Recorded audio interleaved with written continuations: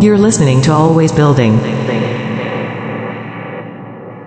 All right, guys, welcome to Always Building. I'm here today with Garrett Campbell. He's a high-ticket closer, sales expert. He's dropping a ton of wisdom on Twitter, and it's been fun to watch him kind of grow and just continue to get his skills together and just keep pushing and pushing and pushing here and giving out all this free knowledge to folks like you guys. So, Garrett, welcome to the podcast, man. Really excited to have you here. And as usual, man, I just kind of want to start with sort of your journey, how you got into this whole racket, and what drew you to sales, and also a bit about your background. Like, if we could get into like your education, what you're into, like just kind of how you got to all this, Yeah, I mean, it's funny because I don't think anyone is born and they just like, I'm gonna get into sales. Like, no one thinks that shit. Like, no one. That's not the dream career when you're a kid. You're not like in kindergarten, right? And I want to be a salesman. But here we are. Yeah, it was kind of interesting. I guess you want to know like my full background. I grew up in like a really, really small town in Illinois, like 5,000 people, very just rural. I don't know. It's like a farm town. Like everyone farms, wears their boots, drives the trucks. It's a really cool upbringing though. Really like small, I don't know, tight knit community. But I just felt the sense that like even as a younger kid, like that wasn't me. And like, there's a ceiling here. I was like, kind of looking at people and I'm like, there's someone in other places doing bigger shit. So I was always like, when I was like 17, 18, I was like, I want to leave. So like from middle school on, I was kind of stuck on the fact of being a chiropractor, which is interesting. Back problems, I was like adjusted, and I'm still adjusted twice a week from like birth on to now. So I was like, it's cool. Like people go in there with a problem, they come out happy, they're in a better place afterwards. Like that's a cool feeling to give people. So that's kind of what got me wanting to get into it. And then so I went to ISU in Bloomington, Illinois for to be a chiropractor, to get in chiropractic. That's what I got into. So I had like 2 years of college for that. And then I was about a year in and I was like, this shit sucks. I don't want to be in college, like at all. So I met some people that traded stocks. That was kind of like my first like business venture, and it went good. Like it made me learn a lot about businesses and kind of like how they function in like different industries. So it was cool. And since I knew the health industry, I invested in a lot of like biotech, like biopharmaceutical companies. So like you make a vaccine or you make a drug that solves this problem, if they pass the drug, the stock goes up. Like that's kind of what I was doing. And kind of what got me into my first, I guess, like business venture. And then from there, I did that for a bit. And then COVID is about to hit at this point. And I get a knock on my door while I was in, university at college. And they're like, yo, you have to go home by the end of the weekend. You need to pack yourself up and leave. I was like, I pay to live here. Like, what do you mean I have to leave? And they're like, yep, it's all remote now. So you have to go back home and take Zoom classes, but pay the exact same price. I was like, okay, that's not going to happen. So I started. So the timeline is a little rough here. I've had a couple concussions in my life. But yeah, so where are we at here? So I started flipping shoes and like designer clothes, like designer belts and stuff like that. So I would buy like a shit ton of Yeezys, like 10 pairs or so, and I'd just sell them individually. That's kind of what I was doing for a bit. So I kind of learned sales in a way there. It was very like, here's the shoe. If the price, the numbers make sense, you buy it. Like it's not that deep. But I realized like, oh, wow, when I post it a certain way, or when I'm talking with someone, on chat and I talk this certain way, I have a higher likelihood of selling it. Or if I meet them in person and I talk this way, or if I have a business card and I hand them a business card, like that helps my chances. And I was like, okay, so I learned a little bit about sales there. And then what got me into like my first sales job, which is interesting because my girlfriend she was in like network marketing. So her team like hired this sales guy to basically train their team like once a week or once a month or something like that. And I was eating food one night and she was like just on her call or whatever. And she's like, this guy actually knows his stuff. Like you should listen in. And I was like, fine. Like I will. And I heard him out, and I was like, wow, like this dude like knows his shit, and like he just talks to people. And the idea was intriguing to me. And I'm like you might be able to not notice now, but I was a pretty introverted person, and I still kind of am. So like the thought of me being in sales was like, dude, I wouldn't even want to be a waiter at a restaurant because I have to go talk to all these people I don't want to talk to. So I was like, I'm not a sales guy, but it sounds cool. And then, yeah, so I followed this dude. He's a verified, he has like 900K on Instagram, whatever. He's like a sales influencer and has like a sales agency. And he was on live one night. There's like 400 people or so on there. And I joined, and I was just, I kind of looked up to him. Like, he made a shit ton of money. And I was like about to leave. I mean, at this point, I just dropped out of college. So I was like, I'm going full bore into business entrepreneurship, like some alley in here. And I was still running the shoe business at this point, and I hopped on his live, and he just had like Q&A. Like, people would just hop up there and ask questions. And I was like, I clicked the button to request to join, but I was like, there's so many people on here. Like, he's not going to request it. And he did. And I was like, holy shit. Like, I have to talk to this guy right now, and I have no agenda as to what I'm going to say. So I was like, you know what, dude? Like, I really like what you have going on. Like, I look up to you a lot, and like, you seem like you're crushing it. I like what you have going on. Like, are you hiring like any sales guys? Like, I would, love to help you, grow what it is you're doing and like help you make more money. And he was like, dude, if you have the balls to like hop on here with a couple hundred people and like face getting rejected, like you could probably close a deal or two. So like DM me, like we'll figure something out. And then that worked. So that was kind of how I got into sales. The first, and this is kind of funny, I'm not sure if I'm allowed to say this, but fuck it. So Ty Lopez, I'm sure you saw the infamous, like, I'm just sitting here in my garage, look at all these books. Yeah, I was the guy who closed the leads from that ad, which was really, and that was my like first, I believe my first deal. It was like first or second deal, which was cool. So it was like a social media marketing agency course. It was like a grand, like $1,500. I don't know. I sold like a bunch of like e-commerce, like SMMA offers over the span of like this like 6-month period with this said agency. It was like $1,000, like $1,500 packages. Like the leads were shit. I'm just getting an Excel sheet with like names and numbers, and they're like just cold call 200 people a day. And I was like, all right. At the time, like, I guess I didn't quite address this part, but like when I was back home in Carlinville, super small town, I was working for this tree service and like literally just doing like hard ass manual labor, like 12, 13-hour days. Like, and at the end of it, I would get like $150 cash. And I was like, this is awesome. I'm loaded, dude. Like, I'm crushing it right now. Like, where else could I make $150 a day? So the thought of like just sitting in my bedroom and like taking phone calls, and if I close one dude on a $1,500 package, I make the same $150. I was like, it sounded awesome because it was so much better than like taking tree stumps and throwing them in a truck and like fucking up my back. So I was like, all right, cool. So I started doing that, and I sucked. Like, I was so bad. And there's no training really. He was just like, just get on the phones. Like, you do enough reps, you'll figure it out. And like hindsight, he's 100% right. If you do anything enough times, you'll get good at it. It's like the 10,000 hour thing. If you do something for 10,000 hours, you'll get good.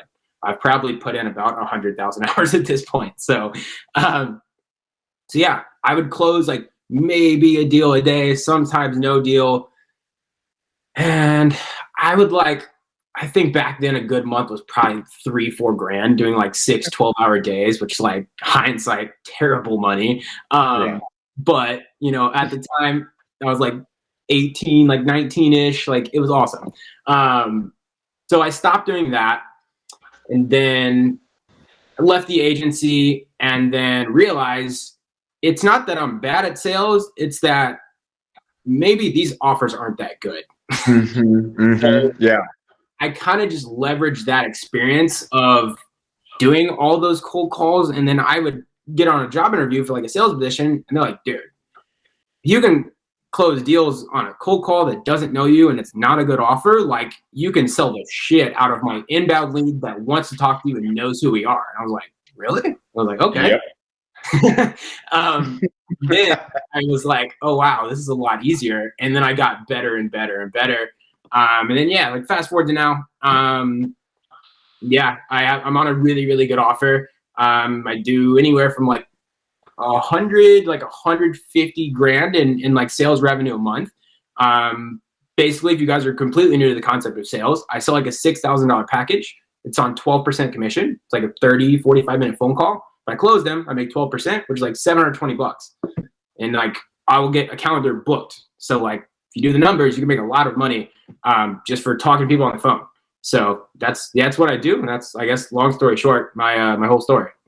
Awesome, man. Awesome. Really, really, really helpful. It's really, I think, for everyone listening, I think it's really inspiring because I think a lot of people are coming from small towns, and it's like there's so many like limiting beliefs. There's a lot that goes on through your head, right, when you're from a place like that. It's like, you're kind of looking around and it's like there's nothing like this, coming at you. So the fact that you were able to explore and that, your girlfriend brought this like weird, network marketing thing that kind of like transfer, it's just a really interesting story. And also starting in Cairo, I really, I guess starting from that, from chiropractic, it's sort of like, I guess my question is sort of, what's your view on, because, you wanted to get into chiropractic to help people. That was your, that was your vibe, right? You wanted to get people in who had a problem and get them out and they're feeling better and they're getting better. How do you feel? Do you feel like that energy is transferred over to sales? And do you feel like, you're truly like helping people every day, or do you feel like a slimy sales guy? No, I think there's such a bad connotation that comes with sales because it's like the guy from the 70s and the 80s, like, oh, you walk on the used car lot and they're like, all right, I got this motherfucker. Like, I'm taking it. Like, it's the furthest thing from the truth. Like, yeah. Literally, like, someone comes to you with a problem, and then you figure out, like, okay, like, can I even help this guy? Like, number one, like, is what I have actually going to put him in a better place or not? If it's not, I'll be like, sorry, dude, like, there's probably other better people for this. Like, we're not your guy. And, like, that's fine. But if I figure out that, like, your problem does align with, like, what my product or service solves, and there is a match, then cool. I'll kind of break down what that looks like. So, yeah, I think – I don't know. I feel like just from being a young kid, and maybe it's just the small town, like Midwestern in me, is like, I just love helping people. And when I was like younger and I was like, what job am I going to have? I'm like, whatever I want to do, I want someone to be happy to see me. Because if you're a cop and you pull someone over, every time you see a cop, you're like, motherfucker, I just got to it's not like everyone's angry when they see you. And I'm like, I don't want that. Like, I want someone to look forward to seeing me and leave refreshed that now they're in a better place. Like, that's fulfilling to me. That's really great. Yeah. And like, I think I kind of just looked at the world and I was like, there's like, what is it, like 40% of marriages, 50% of marriages like fail nowadays. And when you look at the highest reason as to why they fail, it is 9 times out of 10 because of finances. So I just kind of realized that my kind of passion, like fulfillment in life, is like helping people financially get in a better place. So sales ended up kind of being the vehicle to do that.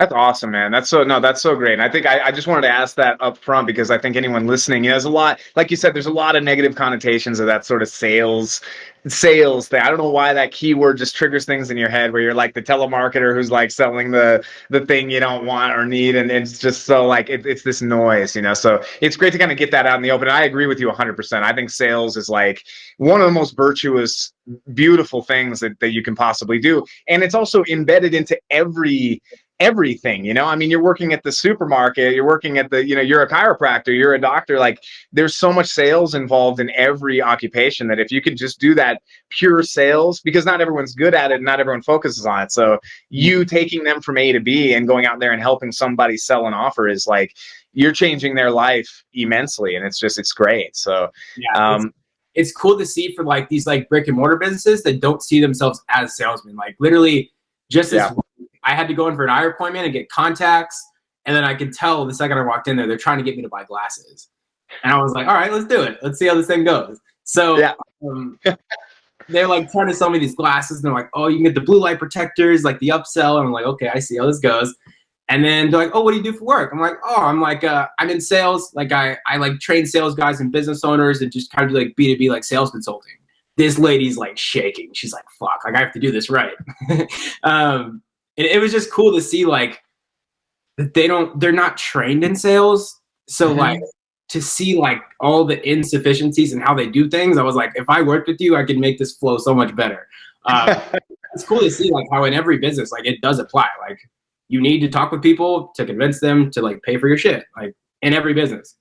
No doubt, no doubt. Yeah, it's a universal thing, and I think it's very, even though it's hated on or looked at a certain way, it's like it's this universal thing that if you don't master, you have to like embrace that, you know. And I think, you know, in general, in my life, at least in my experience, it's like anything that people say is bad is generally good. I hate to say it. I mean, maybe this is controversial to say on this podcast format, but I mean, generally speaking, if people say, "Hey, that's evil, that's shit," if you actually investigate, there's a lot of virtue in there. So I think sales is one of those things, like if you're listening and you're feeling this, or like you're like, hey, I want to get into sales, but I don't want to do the sales thing, bro. Like you're just helping people. You're like the purest level of helping people.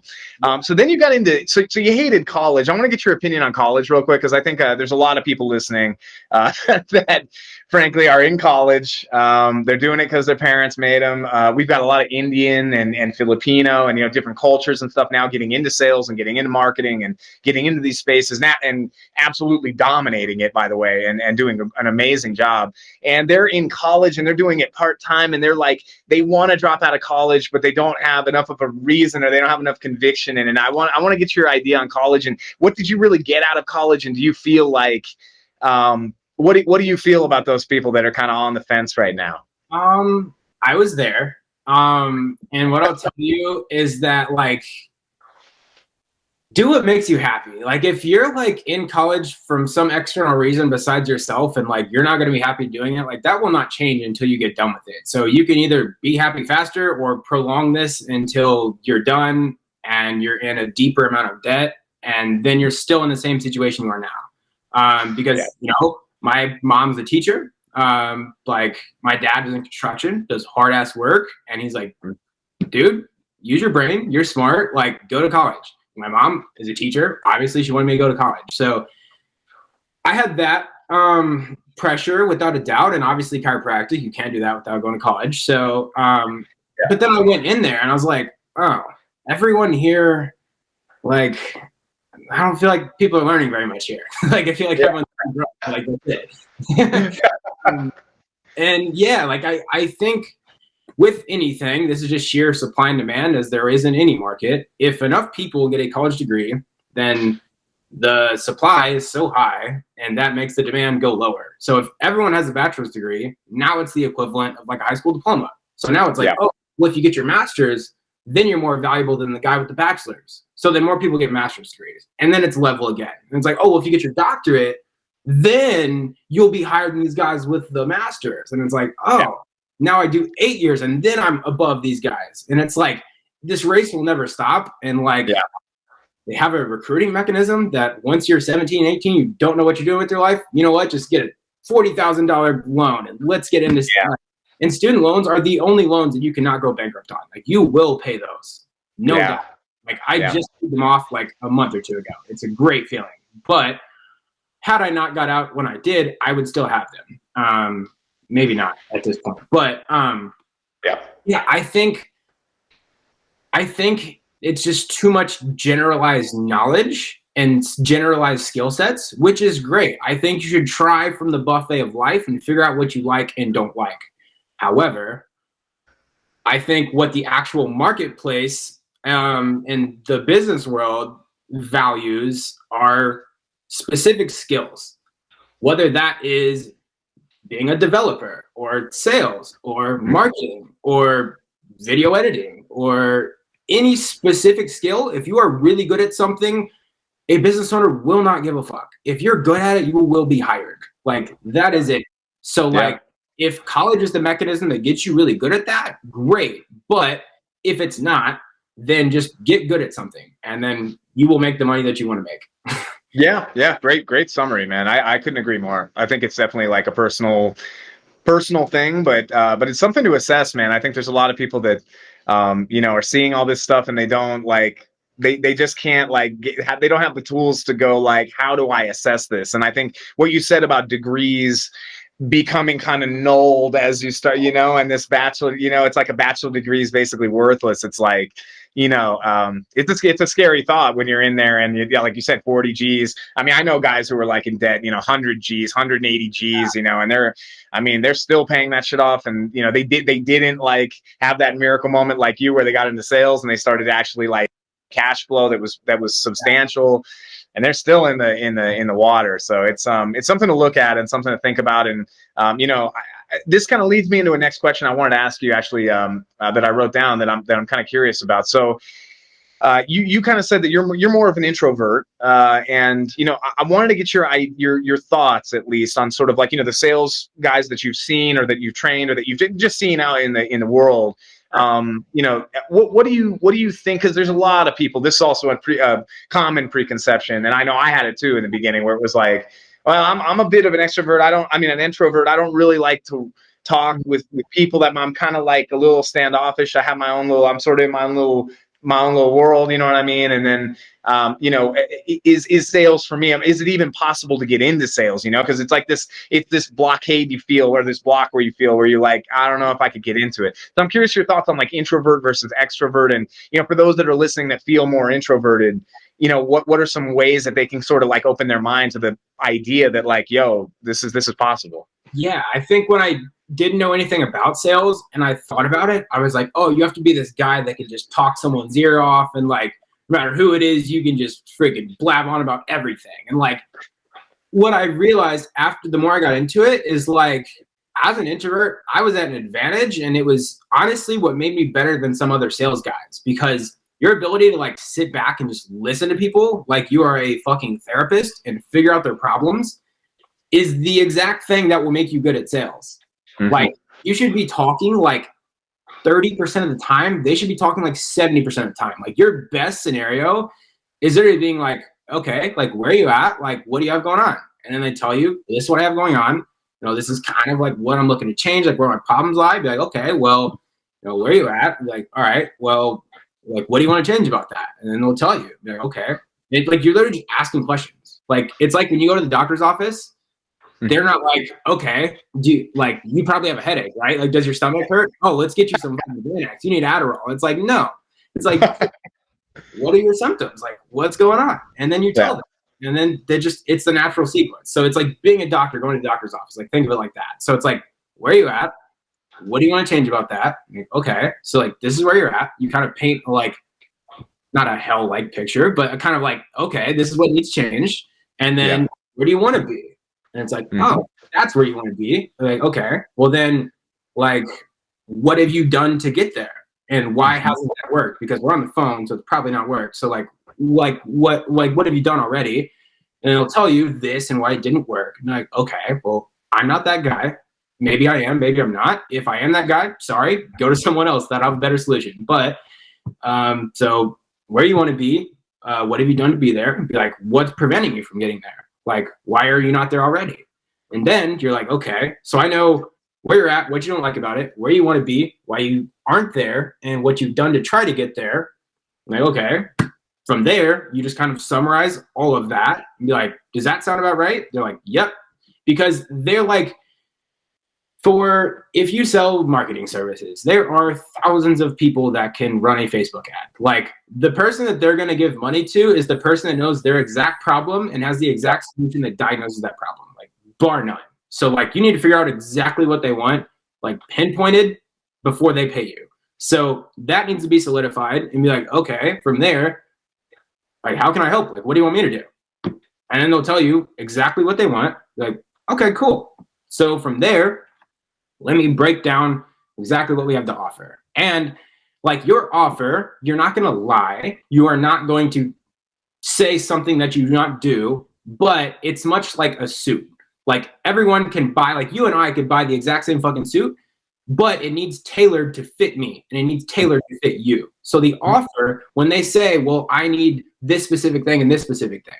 So when you break down your offer, you tailor that to them and be like, well, if that's what you need, this is the way our offer fulfills that need. And you just highlight what they want.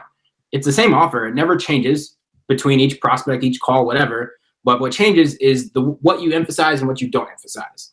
You're tailoring the suit to fit them. And then they're like, that fucking fits me perfect. And I'm like, I know it does. Because you told me how it needs to fit you. And then break down the offer. You're like, does that solve the problem? Yep. Cool. Okay. Here's how much it is. Cool. Pay. Done. Like, that's pretty much the whole process. Man, I mean, you just gave, so like for everyone listening, he just gave you the entire, I mean, that's the entire thing right there. Like you don't need to watch hours of YouTube videos. You don't need to watch Grant Cardone. You don't need to join anyone's program. You don't need to, this is like, if you need more hands-on help, Garrett Campbell can help you here, as you can tell what he just threw out there. He'll help you through that. But what he just threw out there, if you're like a go-getter and you're ready to go, dude, like literally listen back to that 40 times, write that down step by step, go look at his Twitter thread about the same thing. But I mean, what you just laid out, to me personally, I mean, in my experience as well, because this is exactly it. And I've seen with a lot of, so this is just, I mean, an observation of my end. Like I've seen in a lot of YouTube videos and a lot of like trainings and, you know, things like this, even paid stuff. Like I've been involved with companies where they hired sales consultants, and I've even like seen sort of the inner workings of what they offered. And I got to say, like, nobody lays it out as clean. And that tailoring that you put at the end right there, tailoring it, not changing the offer. And let's not misconstrue. It's not changing the offer. Like you said, it's the same offer for every person, but you're going in there and going, like, accentuating the points of the offer that align with what they were looking for. And if the offer is good, it will fit anybody's specific, but like those problems are very, like, you know what those problems are, right? Right. And beyond that, don't just say what they're getting, but why they should give a fuck. Like, don't just be like, we do this, we do this, we do this, we do this. Just think in their head, they're like, why should I care? Like, how does that actually help me? And then, so you have to like, not just give them, because people buy benefits and like, not features. Like they buy the destination, not the flight. You don't need to tell them, dude, when you get on the flight, you're going to have to go through TSA, and then they're going to check your bag, and then we're going to have peanuts in the flight, and then you can get a Jack Daniels when you're there, and then the flight takes 2 hours, and we have headrests. Like, they don't give a fuck. They want to go to Maui. Just take them. We have the comfiest headrest, the vibrating chair. Yeah, nobody cares. That's a great example. I've actually never heard that example before. That's a great example. Like buying the flight, not the buying the destination, not the flight, rather. Yeah, because just like anytime you list a feature, tell them how that's actually applicable and how they use it, not just the feature.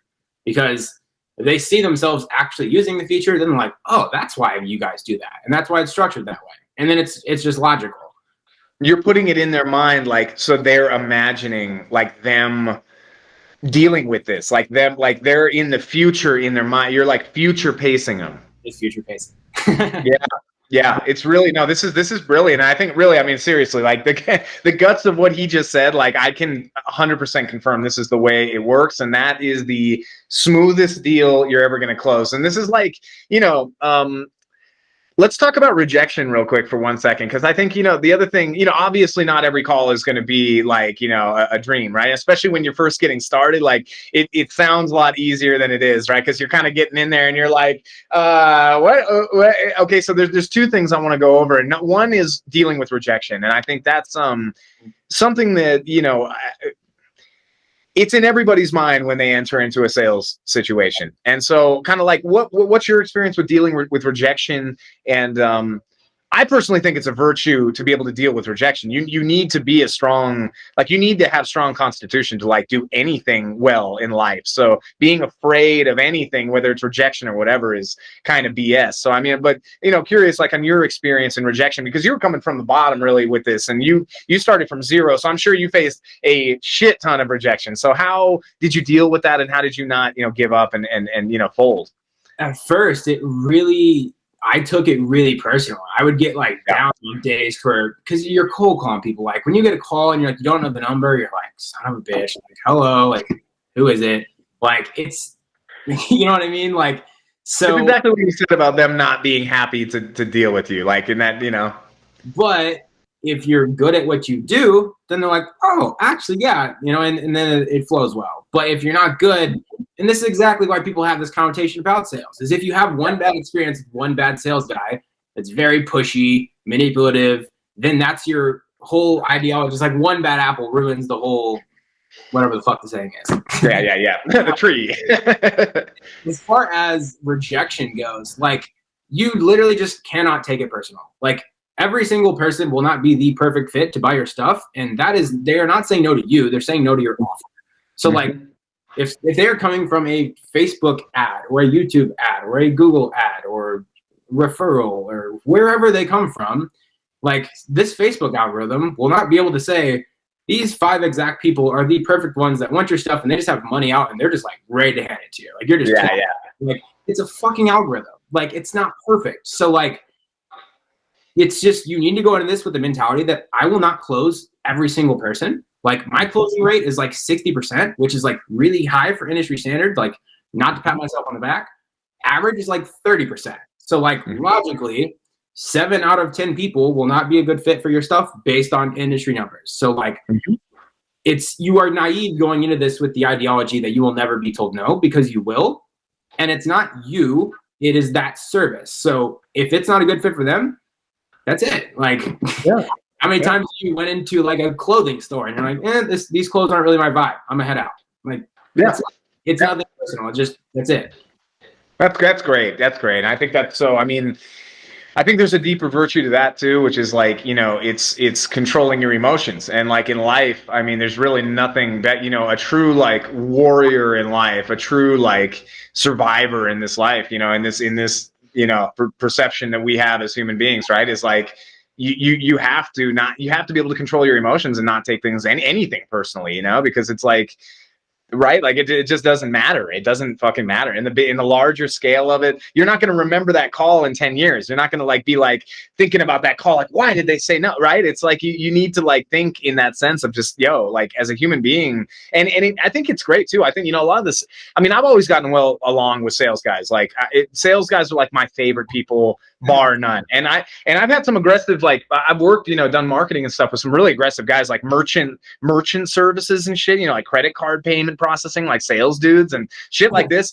You know, 99% of them that I met, you know, they were homies of mine and stuff. And they come from hard neighborhoods, man. They come from the, you know, inner city, hard neighborhoods, grew up with nothing, like no, you know, like no dad, like hard family situations. I'm in sales too. Yeah. Because like, sales is a very level playing field. And if you can do numbers, you can do numbers. Like there is no college degree. There is no like certification. Like, dude, like here are the numbers I've done. If you don't have the numbers, if you don't have the experience, be like, dude, I'll fucking work hard. Yeah.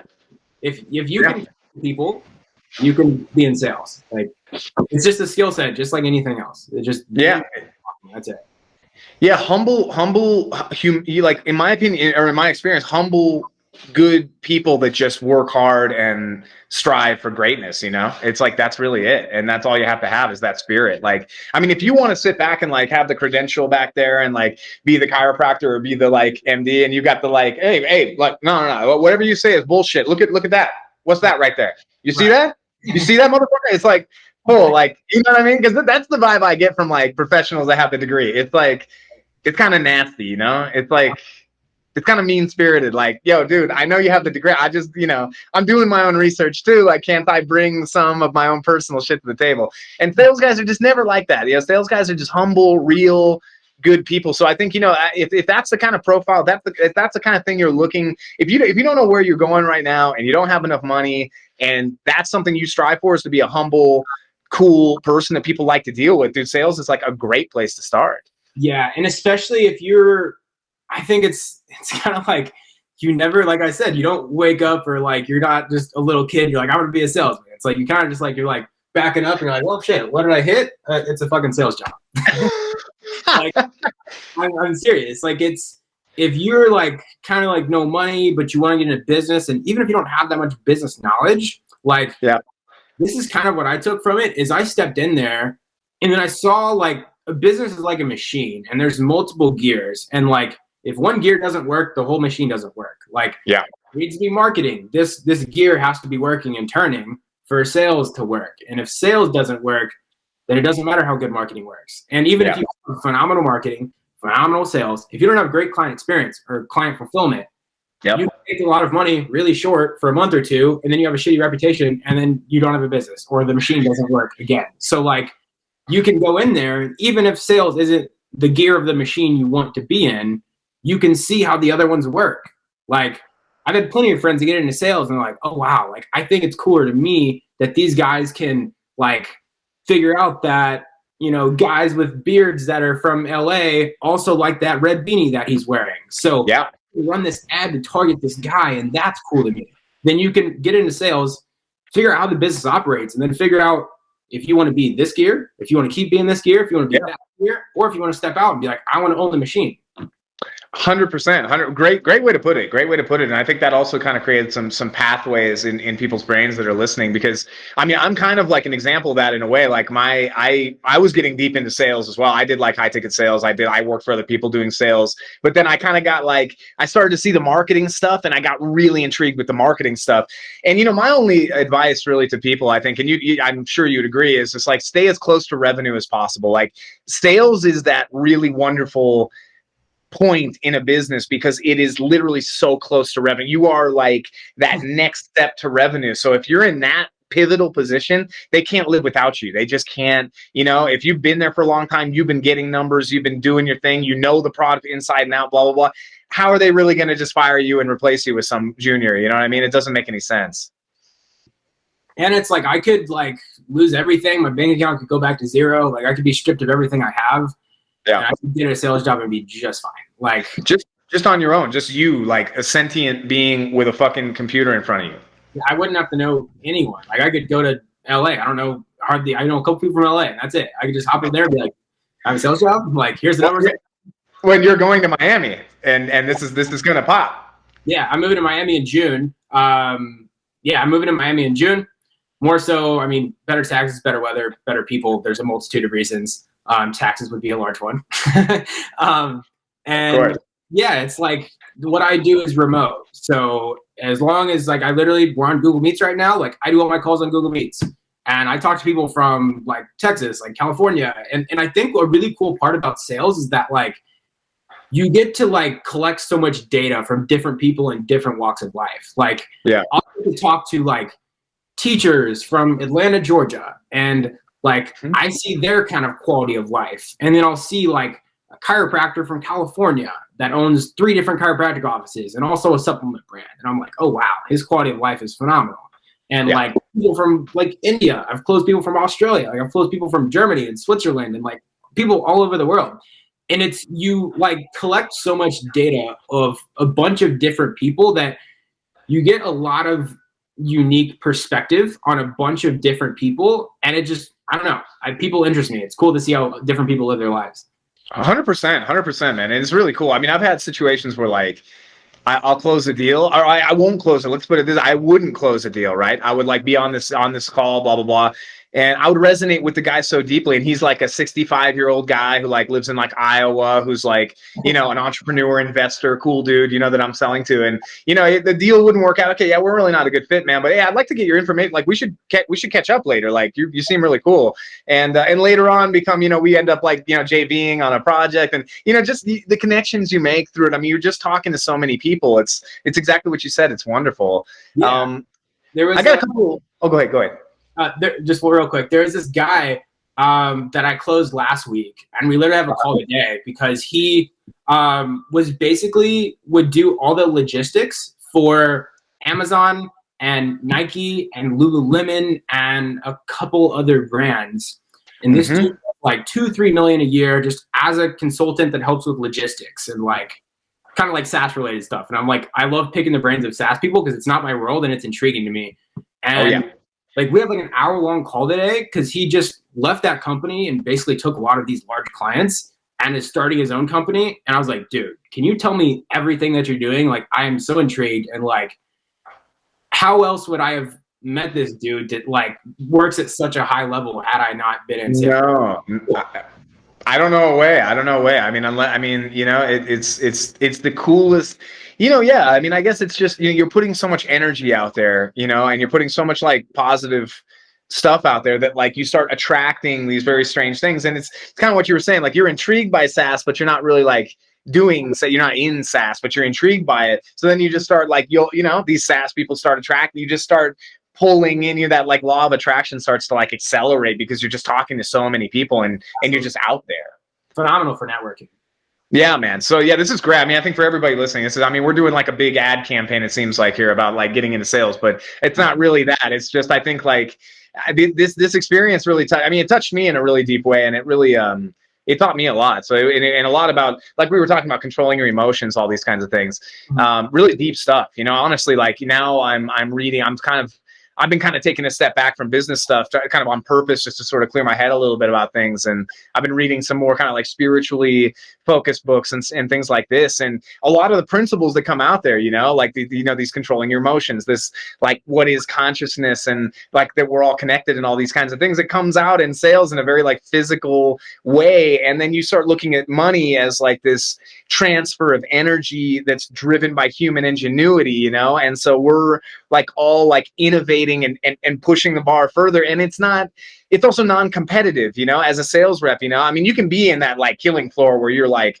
who's pushing the numbers, but when you're working remote and you're just an independent sales rep, how much money you want to make? What do you want to do? What's your path, and so you can really make as much or as little money as you want, which I think is really also cool for people, You're speaking my language. Alan Watts, you should check him out if you haven't yet. Oh, I love Alan Watts. Man. Alan Watts is the best. And I've been reading Carlos Castaneda, or checking out Carlos Castaneda stuff, which is like the teachings of Don Juan. And this stuff is like, real, it's same kind of deal though, man. It's really mind expanding to realize that, like, yeah, sales is kind of like a weird, not directly, but it's certainly a physical sort of manifestation of that kind of thought process, something bigger than you that you're sort of like channeling, and it's all coming back to you and benefiting the others, and it's an ecosystem. Yeah, you help the business owner make more money, you help the people you talk with, like, yeah, it's cool. So I got a couple more questions for you real quick before we sort of start to wrap up, because I think that the value you dropped in here is just, I don't know, man, it's gonna be pretty hard to match this one, man, honestly, for any of the YouTube trainings or the wacky VSLs or the paid, $30,000 sales consultant who doesn't do a hell of a lot. So, you're kind of challenging a lot of sides of this thing that I love, and I'm really, really intrigued by all this. So opinions real quick. I know when people are getting into high ticket sales, I want to be super transparent here that like one of the main guys that pops up is Dan Lok and these kinds of sort of, I don't want to call them charlatans, but they're kind of, they have that vibe. They have kind of like that 50s, like I've got this suitcase in my hand and I'm like going door to door, like recruiting people for a cult or something like that kind of vibe, like cult leader profile. And I wanted to get your idea just on like courses in general, ideas on guys like Dan Lok, which is generally the first person you see when you're like high ticket sales in Google, and just kind of like your thought process on that a little bit. And should people just kind of blindly run towards that? Dan Lok, I actually stumbled across one of his YouTube videos. I couldn't last about 30 seconds. It was rough. This dude's like coming down out of a helicopter with a suitcase, and he's like, it was absurd. I think you have to understand the business of YouTube if that's where you're getting your information. And like, there's great stuff on YouTube, but typically the guys with 10 million views to 1 million views and beyond, they are making generalized content to excite the people that like, there's no real value from there, and just milking the ad revenue. Like, that's their purpose, is to intrigue enough people and make really generalized broad and make it look very simple and the coolest thing in the world. And like, it's not where you're going to really learn real shit. Like, I'm sorry, it's just not where like you're going to find the real stuff. Like, those are marketing guys. Like, they are not sales guys. They are marketing guys. 100%. And that's completely fine. Marketing is cool, but not the way they do it. But there's plenty of like, and of course I would go to myself, like, if you on my Twitter, like, I will just give you all the knowledge that I have, like, for free. Like, everything's there. I do like take on clients, like if that's, up your alley, if you really want to like progress in this arena. And I've helped a lot of people, make a lot of money in sales, but like, if you don't want to do that, completely cool. No big deal. I think just generally speaking, the guys with like less views, that you can get a feel for people's energy. If they're a genuine person, 9 times out of 10, they will give you actual information. You can tell if they're knowledgeable or not. yeah, probably the smaller channels that are more real and raw will probably teach you a lot more than the Dan Locks and Grant Cardones of the world.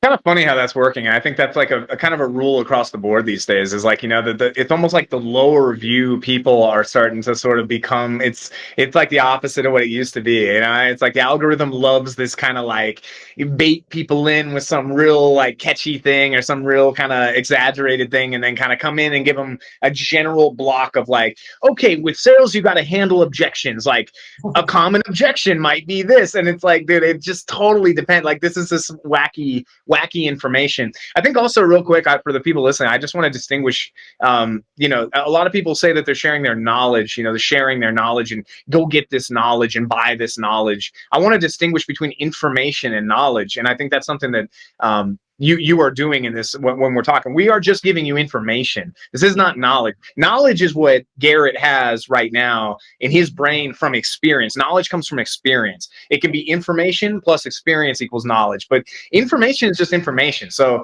where you're getting your information from is critical, really, for just saving your time and putting it, you're going to have to get out there and do the thing. So what Garrett's saying too is like, if you're hiring him, if you're going to work with him, you're going to get this kind of accountability, which is something that personally I find is the biggest value out of any like kind of, like I feel like there's a lot of courses that are so hands off. They don't really help. It's just you're buying information that you could be getting for free anyway, right? It's like the accountability and having a little bit of hand holding and a little bit of like someone to chat about, someone to actually get like to hear their knowledge on the subject. That's where you get the actual like big value here. So like if you're like I said earlier, if you're a go getter, you know what I mean? If you're just a pure go getter, like get out there and do some shit. That's all you can really do. And take this information that you put on the podcast earlier, man, when you talked about that process.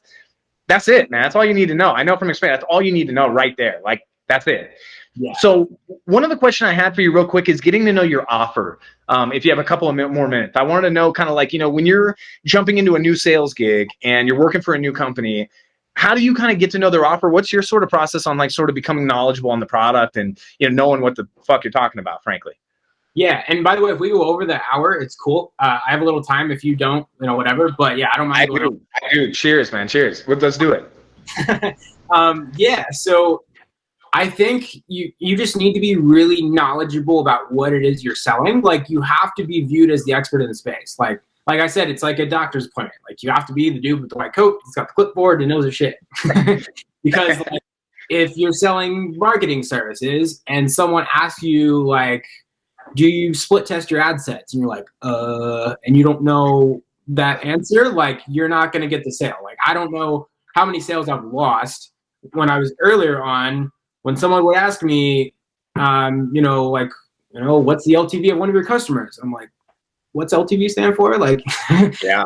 I mean, like you have to know your stuff. Like you have to know your industry, like the back of your hand. You don't have to, but if you want to be really good and, make the most money, you need to know your stuff. You need to know the industry, like the back of your hand.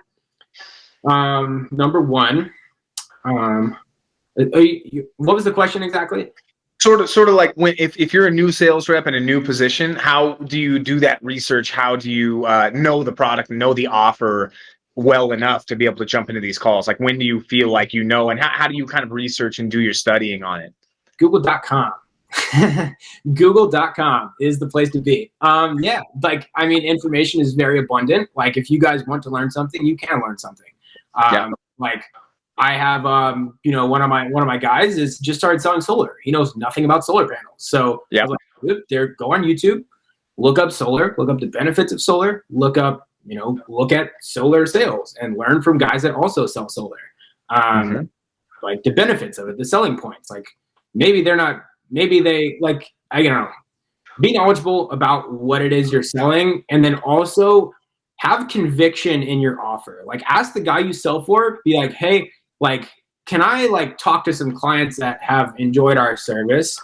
Because if you're new and you're not crazy skilled right now, there's a couple things you can do to kind of hack. I fucking hate the word hack, but like kind of hack past like the experience that you don't have yet, which is have crazy conviction in your offer, like really believe in it, because you won't feel that like that gritty, like, I'm selling stuff if you know it genuinely helps people at a core level. like you're going to be like, well, I won't close that guy because, you know, it's a lot of money and like whatever. So like you have to really, really believe in it, because the next thing you need to have is conviction in your offer, and then also tonality, which is like, because most of information or most of communication is naturally, it's not even the words you say, it's like how you say it, like the non-verbal communication. Like I write scripts for businesses, and like sometimes like I'll write the script and then I will use the script and I will close at like 60%, and this other guy will close at 20%. We say the same words. So what changes there is like tonality, which is like you're very flat, very monotone, and there's no up and down with your voice. Like if you guys hear the way I talk, like I have a lot of, you know, changes in tonality. So tonality needs to be there, and like neuro-linguistic programming, I can be really deep. Like what I've shown in this podcast is like literally the tip of the iceberg of what I know. But yeah, just having good tonality. And if you want to kind of hack that, like just believe in the offer and the tonality will actually come. And yeah, I don't know. Yeah. That's a question. No, that definitely answered the question. I think, you know, number one, if you haven't heard of it, google.com. And man, it's surprising to me, you know, because I'm, you know, surprising to me because I run a, you know, a community in Discord, all this kind of stuff. And, you know, the lack of knowledge that there exists something called google.com sometimes is kind of, alerts me. It makes me worried, you know, for the young ones. You know, it's like, bro, like, goddamn, get in Google if you have a question. It's absolutely a great answer. And yeah, tonality, neuralistic language program, you know, all that's NLP, whatever, all that stuff. I mean, this is all stuff that, you know, if you're serious about this shit, get into it. You know what I mean? Just like it's exactly what Garrett's saying. Just dive in and take as much action as humanly possible. It's the only way to get good at something. Like, end of the story. Everything else is just information. What Dan Lott gives you is information. What Grant Cardone gives you is information. What all these people are giving you is information. But you're the one that needs to synergize that and get experience. Absolutely. And like you were right, as far as like information really means nothing unless you use it. Like you could have a hammer, but until you hit nails with it, then you make a house. But if it's a hammer, it's a fucking hammer. Like it does nothing. It's just how you use the tool that actually makes it useful. And that's why, I guess, quick plug here, like with my sales training, like on Tuesdays and Thursdays every fucking week for 4 months, like I do like a little bit of sales training. It's mostly just like reps. So I'll be like, Alex, close me on your marketing services. Go. And then we'll just do that as if it were a real call. And if you do those reps over and over and over and over and over and over and over again, like by the time you actually have a real call, it's like I've already had this objection get thrown at me. I know how to handle it. And it's just doing those reps. Like the first time you rode a bike, you had training wheels. Like these are kind of the training wheels. And you probably flat on your fucking face in the first couple times. But then you get a little better the next time. And then now you can ride a bike and you don't even think about it. Like it's kind of the same time. Exactly. And I think I think role playing is wonderful too, because it actually, I mean, role playing with someone like yourself with good, that has experience, that actually knows their shit. It warms you up to the process as well. Like, you know, you start to realize, hey, I'm not talking to like, this isn't some scary thing. These people aren't like these like people above me that I'm talking to, like a little like, you know, you start to get confidence that, yeah, these are just like friends that I haven't met, so to speak, or whatever. I'm just chatting with people. It's cool. Like there's no pressure, no desperation. I don't need to close a sale. It doesn't matter. You know what I mean? Like, and that's when I feel like shit activates. I like that because yeah, like I think when I first got into sales, and this is a big thing I did wrong, was I sounded so needy because I was broken. I wanted the money. Like the guy that I first sold for, he was like, dude, like you need to like get detached from the outcome of getting that commission. And I was like, fuck you talking about? I want to make money. Like, what do you mean? Yeah. And it's true because like if you're the one that's needy, then it's like, it's basically like if you see a girl, like the girl at the bar that's surrounded by dudes will want the dude in the corner that won't give her attention. Like people naturally want what they can't have. So if you flip the roles to where they're trying to sell you on why they are like worthy or whatever of being your client, then it's a much easier conversation to have. So like you need to just at the beginning of the conversation be like, yo, like I don't even know if we are going to be a good fit. Like I don't even know if I can help you. So like we only take on, you know, a limited amount of clients, like whatever you want to say, depends on your company or offer. Yeah. We'll have a conversation, see if we can even do anything. Like, they're like, oh, okay, this guy's a needy. Like, he doesn't even need the clients like that. Like, if I'm not a good fit, like, that's it. So I'll just relax, kind of diffuse all the sales pressure in the conversation and just tell them what's up. Yeah. Yeah, there's a breath of relief like on their side when that, because you're like, hey man, like it's cool. We don't need to, whenever you have time, we could just jump on a call, see if it's a fit, blah blah blah. I see that you have this issue, like we can solve it. That's all I know. So like let's just see what's up. And like see in your specific situation, it's like, oh, okay. Yeah. Cool. Yeah, conversation. Fuck. All right, sure, And the dating analogy, man, I love the dating analogy, dude. It's so critical. And I mean, if you're somebody who's like shy and weird and desperate around, chicks or dudes or whatever, whatever your deal is, you know what I mean? It's that is something that is definitely a place to practice your skills 100%. And you don't need to do anything wacky like modern society, tells you. You don't need to go have a bunch of sex and be a fucking freak, but you can just, just that speed, and it's funny. We actually met, my wife and I just watched that movie, The 40-Year-Old Virgin. I don't know if you've seen this movie, man. I mean, there's this part in the movie which I think illustrates exactly what you're saying, where he, like, basically like Seth Rogen's telling him, like, hey, dude, you just like go talk to that chick and just ask her questions. Like, just ask her questions over and over again. And it's like he's like so freaked out and whatever. And he goes up and just starts asking her questions, and it just flows and the thing just works. And he goes, what the fuck? And I think it's kind of funny that scene kind of reminds me of like a really good prep watch for sales training, that like just ask the questions, get the answers, internalize it, contextualize it into your offer with all the research you've done on Google, and spit back out that there's a solution here for them. You know what I mean? And that's what they want to hear. And if it's a fit, it's a fit, And I think people naturally want to talk about themselves. So oh yeah. You just go up there and ask them questions, like they're like, oh my God, yeah, I do this, and this. Like everyone wants to talk about themselves to a certain extent. So if you ask them questions, the conversation just flows so easy. And that's why I feel like I can talk to anyone. Like I've never even met Alex. We just hopped on this podcast like an hour ago, and we're having an hour-long conversation with no breaks, no flows, nothing. Like it's been phenomenal. Like this, I enjoyed this. And yeah, like if you like with the girl analogy or guy, whatever you're into, and you have interest, and you're like, oh my God, you're so pretty. I'll buy you flowers. You're so cute. Like, oh, you're so smart. It's like, what the fuck does this guy want? Oh, God. Jesus Christ. But when you don't have that like needy, like with sales, sometimes I call like commission breath, when you're like, oh, I want to close you so bad. Like it's fucking calm down, dude. Like, and just more so just a flowing conversation. Like everyone wants to talk about themselves. So just don't sound so needy. That's right. Well, great input, man. And I got a couple more quick questions, but I think honestly, as far as sales talk, like this, if we don't even want to overload you, because I think what you just got, like, this is gold. Like, this is gold. If I'd had this when I was starting, man, it would have been so goddamn helpful. I mean, even I feel like a breath of relief of just like, wow, it doesn't have to be hard. Like it doesn't, you don't have to make it.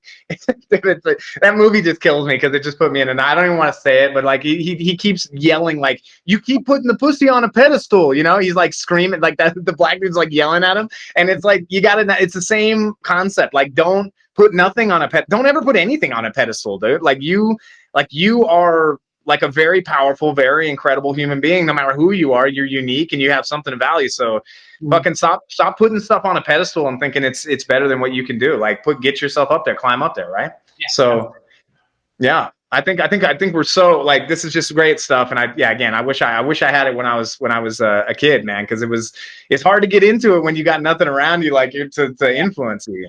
Yeah. So I had a question for you real quick. You had mentioned that you had a bunch of concussions, and so have I. And I was curious, how did you get those concussions, man? Oh my God. So I used to be a fucking degenerate. We'll just start there. Yes. Okay. I got my shit together over the past couple years or so. So I got my first one from basketball, believe it or not. It's like me and this dude were like kind of fighting over the ball. I pull him back and forth, and like he pulled really hard, and I just kind of like let go at the same time. And I just flung back and hit my head off the floor. And then I was like, my coach was like, you need out? I'm like, no, I can play. And then I'm like veering on the court, like running side.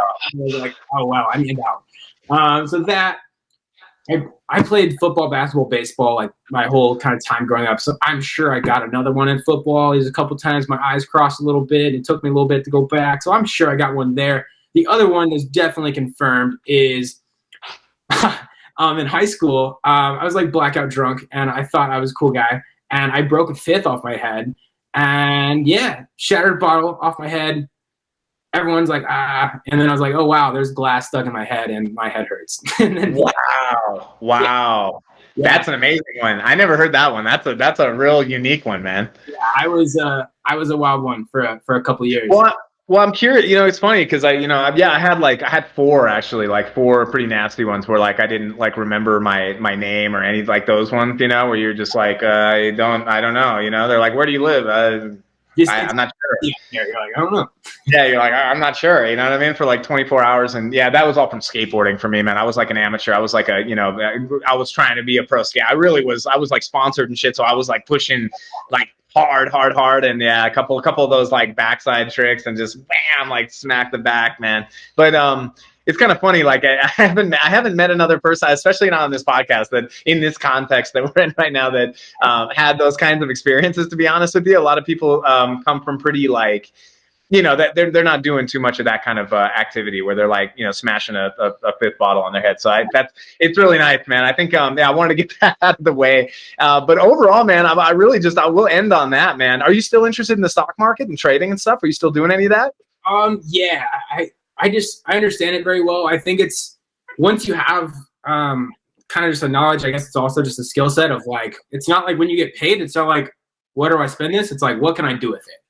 And then, so yeah, I'm still really interested in stocks. I think all assets are generally overvalued right now. I have a lot of money in crypto, like probably 30-40% of my net worth. Great. In that technology, but yeah, I'm still super into it. Wonderful, man. Wonderful. Yeah. And I think that's something that definitely to plug in there. I'll say real quick too, like for everyone listening, like if you got this far, I think also like this, I just read this book. I don't know if you read it. It's called The Millionaire Fast Lane.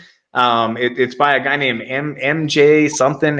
I forget the full name, but yeah, Millionaire Fast Lane. I recommend to check that out as well. And I think that may help some people because he's, that investing into crypto, making money, cash flow with sales, putting that into crypto, putting that in stocks, whatever you're into, index funds with a fucking IRA, if you're really, whatever risk averse you are, whatever type of person you are, put that, moving that money around and not like, not just relying on cash flow all the time, I guess, is another thing, that's really great for people to look into.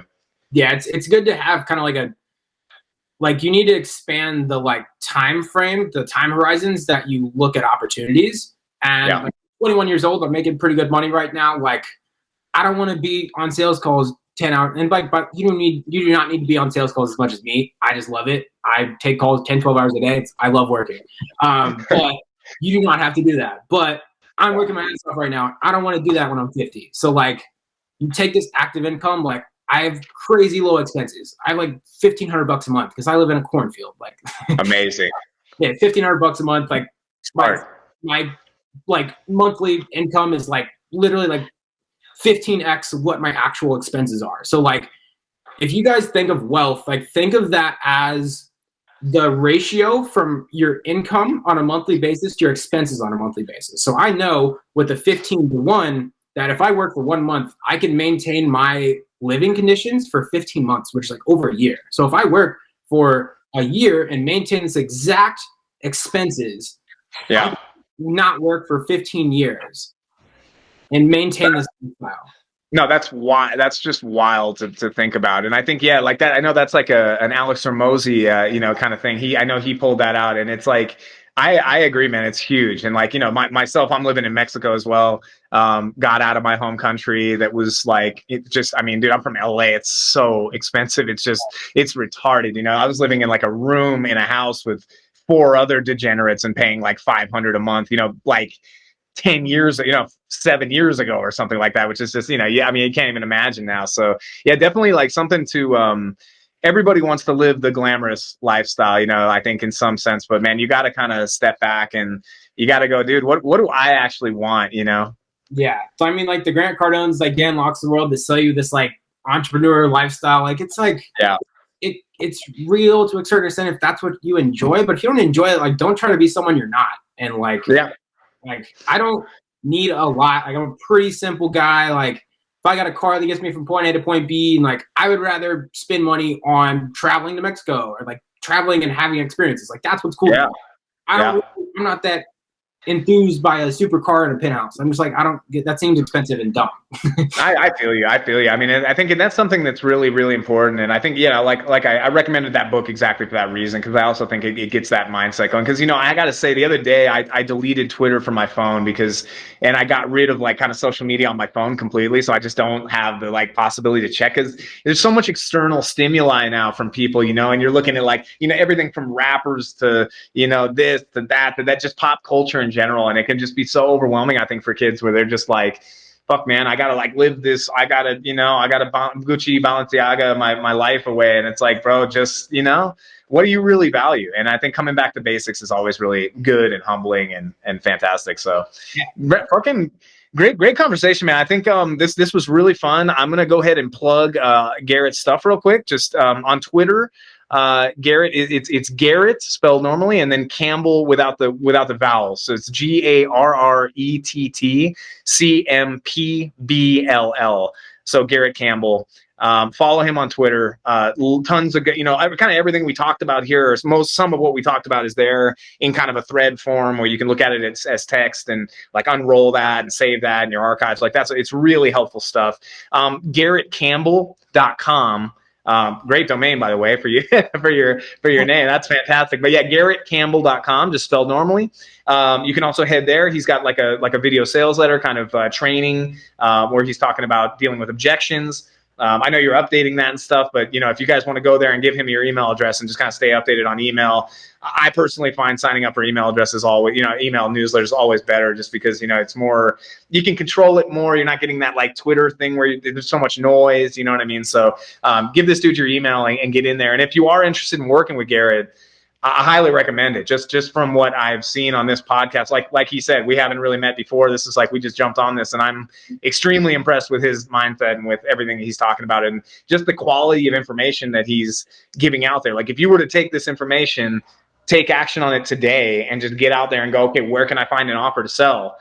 This is going to, you can start moving mountains with this stuff for real. So, yeah, I want to give that out to everybody and really, kind of promote this. Give him my support here. That like, yeah, if you need accountability, like I know for me, man, I've taken several coaching programs, several courses, and they helped me immensely. Like just having that accountability, somebody to kind of throw those ideas off of, it can really make the difference. You know what I mean? And like if you got the money, man, it's worth the investment. So let's put it that way. By all means, you can get the skill on your own.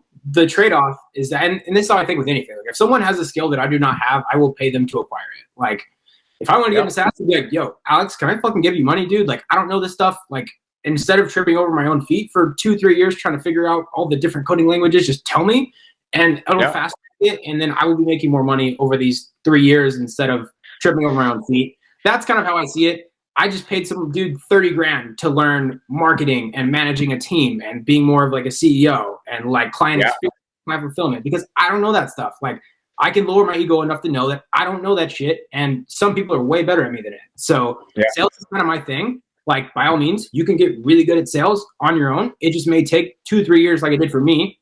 And if you would like to fast track that, you can work with me and I can kind of cut that learning curve a bit, get this done a little bit faster. And that's essentially why I did it. Is I think, like you just said, there's these sales consultants that are like 30 fucking grand. And like, I made this for the person that I was at 18, 19 years old, getting into a sales training that didn't have 10 grand to drop. And I would read all the books, but they weren't really that helpful. And my sales manager at the time was like, you're not really doing numbers. Like I would rather just hire someone else than spend all this time training you. So like, I couldn't really get help anywhere. So I just had to do reps and reps and reps and reps and reps to get to this point. So that's why I made it. But for real, aside from that, my Twitter, like I do Twitter Spaces. It's kind of like Clubhouse. It's a cool feature. Like every day. So for real, do you follow me? Hop on there, and I give free game all the time. So yeah. There you go. I mean, it's and so get in Twitter and follow this dude. I think that's number one. But yeah, like and just realize, exactly what he said. I think it's just shortcutting the process, and like he said, man, it's like it's your marriage, it's your life, it's your lifestyle, it's your dreams, it's all this stuff, you know what I mean, that you can fast track a little bit faster. And frankly, time is so valuable, man. And if you've got like a little bit of cash flow already, you're working at a job or you're doing something, you want to break free and do this, sales is one of those things, man. Like you don't need to, Garrett's going in that direction of being a CEO and managing people and doing his whole thing, but you don't need to do that. You just don't need to do that. If you're happy with 10 G's a month, 5 G's a month, USD a month, and your expenses are fairly low, dude. I mean, you're happy and everything, man. I mean, just rock sales and you can get that, you know what I mean? Like real quick. Mm-hmm. And that's kind of what I want to push the hardest, because my end too, I went the hard way. I went the absolute hardest way. Like my general thing was just no education, starting agencies, starting service businesses, and doing the sales and managing fulfillment and doing everything. And if you want to go that way, you can go that way. You accelerate. I mean, you turn into a goddamn neurotic freak and everything all of a sudden. But it's not the way for everybody, man. Like there's a real stress-free way, and it's jumping on calls a couple hours a day and closing some deals. So I think it's really wonderful, man. So thank you again, Garrett, dude, for coming on, man, and thank you for your thoughts and all your wishes for the people listening, man. I know this is going to be valuable, and hopefully in a few years, this thing kind of catches up and people start to recognize, like, holy shit, dude, just in because you summarized that shit in like 5 minutes. It was ridiculous. You threw the whole scheme down in 5 minutes. Yep. I think less is more. Just keep shit simple. It's not that hard. That's right. And so, get in the reps, man. Join this guy, get in his program and do the reps with him, man. Really do the reps. And that's how you're going to get good. All right. I really hope you enjoyed that. Thank you so much for listening to this episode of Always Building. If you want to learn more about Always Building, our community, our membership group, and exclusive webinars and trainings and discounts on software and all kinds of fun stuff, get help along the journey so you're not all alone, go ahead and check out alwaysbuilding.io. That's alwaysbuilding.io. And again, thank you so much. Best of luck on your journey. And you just let me know. You can reach out to me on Twitter or via email, alex@alwaysbuilding.io or @always_building on Twitter. Okay, thanks again. Have a great one.